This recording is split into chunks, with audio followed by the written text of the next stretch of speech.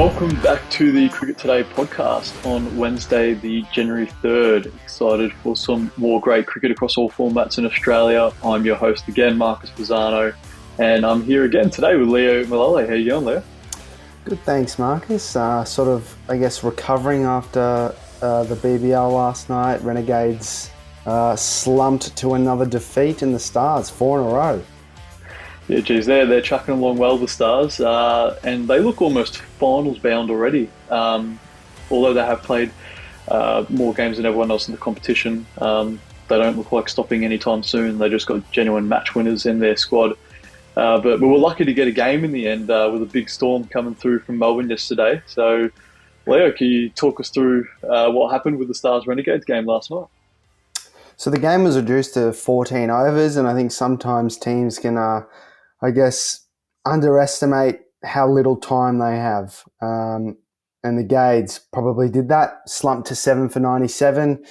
Stars bowling was fantastic. They quickly worked out that off-pace deliveries and spin was the way to go. And the Gades they were either all or nothing, weren't they? They couldn't really rotate strike or build a partnership. And as I said, with 14 overs, you have to get going pretty quickly. So there's no real time to sort of get yourself in and build that partnership. And the Gades got found out a bit, I thought. And then, the Stars, 2 for 98, chased it down with ease.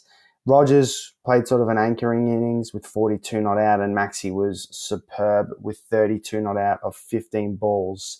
What did you make of this game, Marcus? It was an interesting one. Yeah, I thought the Renegades started really well, I thought, with the bat. But then, dot balls just build pressure, and they fell to that, particularly with the spin. Glenn Maxwell was superb with the ball. When he finished figures of, was it 1 for 8? Of 3 overs. You could only bowl maximum 3 overs in this game. He bowled very well, ended up with man of the match, also hit 32 off 15, hitting Adam Zampa for 3 big sixes in a row, which was good to see for Stars fans after Zampa traded places. But even Dan Lawrence was superb, I thought, with the ball. Only his second game for the Stars, but yeah, I think I was a bit worried with the way the Renegades sort of approached their batting innings. They sort of sticked with the same batting order, which was surprising. You have Will Sutherland, one of their best big hitters, coming in with only 5-6 balls to face, so he didn't really get a good look at it. Wasn't able to get his eye in, and I think they missed out on an opportunity there to score a decent score on what looked like a pretty good pitch at the MCG, despite all the rain. It looked pretty flat. There wasn't too much green there, but yeah, the Stars, they were quick with their approach, and Maxwell, as soon as he saw the pace wasn't working in the first couple overs, brought spin into the game, and yeah, they performed really well. But we'll move across to the BBL games for tonight. We've got the Sixers versus the Heat. We've got a double header. We've got the Sixers and the Heat, and the Scorchers play the Strikers. First off, Leo, who would be your Supercoach pick for the Sydney Sixers versus Brisbane Heat for tonight? I'm going to pick Jack Edwards. He's been in my team all season. He's at 140,400 at the moment. So this season he's had scores of 87, 81 and 90. That's Supercoach scores. He's been trusted more with the ball, which I've liked. He's bowled really, really well in a few of his games, and that's where most of his points have come from, but he's also pretty handy with the bat. He's been a genuine cash cow. He started around 62,000, so he's already gone up 77,000 this season alone. So he's on track to make a little bit more money over the next 1 or 2 games, and then you can sort of trade him out when he hits his peak for a player that might have a double, or a player maybe a bit more reliable than Jack Edwards later on. He's a player that, if you don't have in, there's still time to get him in and back him in for sort of a price upward trajectory, if you'd like. I've been really impressed by him this season, so he's my pick. Yeah, no, I really like that pick.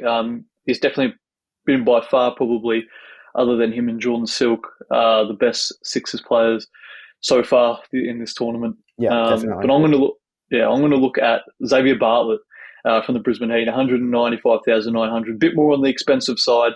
but he's got the fifth best average so far in Big Bash this season. Um, Although he does bowl spin, it'll be like Coffs Harbour this game as well, obviously, because they're playing the test at the SCG. It'll be a little bit of a smaller ground, but as we've seen, spin can dominate in this Big Bash season so far. So we're looking at Xavier Bartlett, who can take a couple wickets. I think a lot of people might try and take the boundary on at the Coffs Harbour, so he could go for a few runs, but he could also get quite a few wickets, definitely with some catches in the deep. But your prediction, Leo, you're looking the other way and not going with Jack Edwards' team, the Sixers.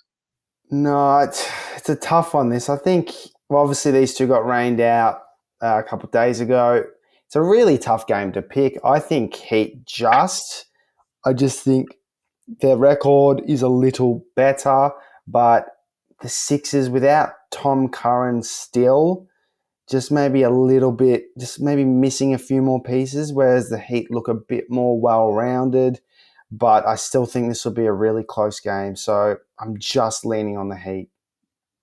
No, I tend to agree with you there, Leo. I'm going to go the Heat here. They've been superb this season. Even I think the Sixers' win-loss ratio has been a bit of a myth this season. I think that they were pretty lucky to get over the line in some of their wins. But this could be the turning point of their season. They really need a win here, the Sixers, and it'll be a big statement against the Brisbane Heat, who are currently sitting at the top of the table. And we'll move towards the second match of the doubleheader, the Perth Scorchers and the Adelaide Strikers. The Scorchers, they're sitting second, I believe. They're playing at home against the Strikers, coming off a loss against the Stars. They're going to be keen to get back into the winner's circle. Who are you looking at here for a Supercoach pick there? I'm looking at Josh Inglis at $133,600. So he scored 99 in his last game.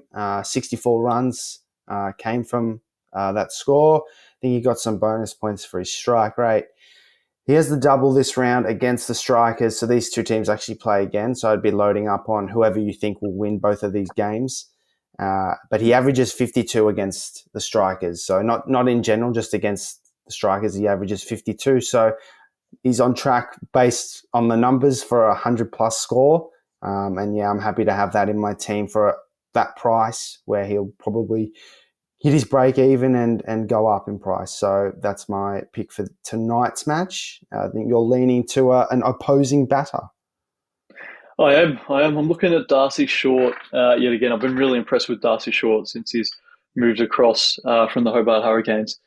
He's 126,100, so still fairly cheap for a player who's consistently got 50 plus points so far this season. I think he's got 50 plus points in every one of his matches. Again, you mentioned he's got the double this round. And, if we're banking on that, even if he has one sort of average innings, then he can come in and he has another innings to sort of redeem himself if you need with the bat. And I think at his price, there's definitely a lot of bonus there for him to increase in price by the time that the next round comes along. Yeah. But I'm looking at the Scorchers here. Even though I think Darcy Short could be an option to pick for Supercoach, I think the Scorchers are just way too good at home.